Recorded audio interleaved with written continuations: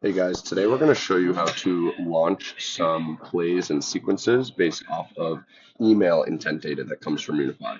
This is really awesome for you to target people who are engaging or interacting with your emails in different ways. So today we're going to show you a handful of them.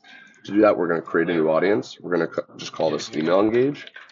And you can actually scroll down to people, and you can see that we have a few different options in here in these like little pre-made templates.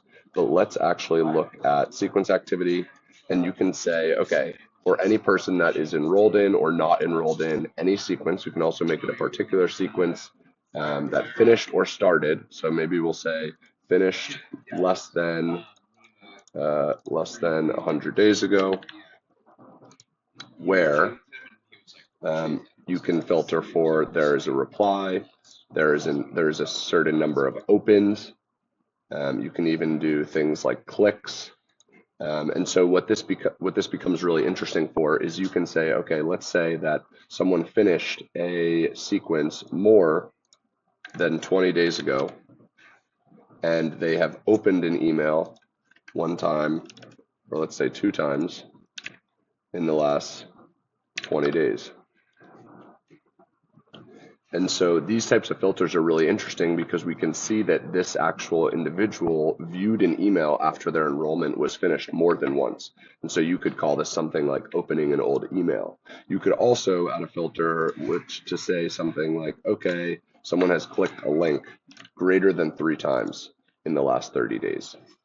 And so this means that someone finished a sequence. They may not have necessarily booked a meeting with us, but they have actually clicked a link more than 3 times in the last 30 days. Maybe we should make this 20 so the point's a little bit more clear. And so there's this individual that works at some, and look, they're already in a sequence for us. So this is super cool.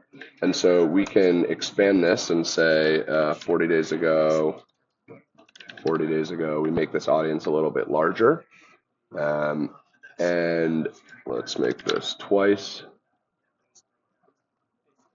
And this is just an illustrative audience, but we create this audience.